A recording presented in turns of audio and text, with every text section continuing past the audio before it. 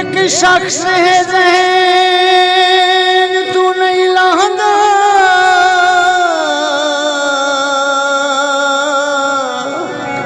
उनको रोज भूलेंदा याद आंदे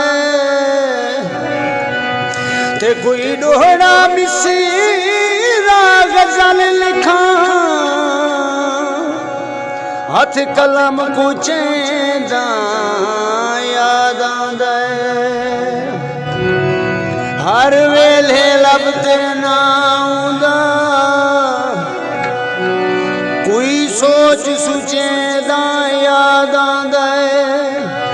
ते कोई बाकरी जा जादू थे कहीं नाल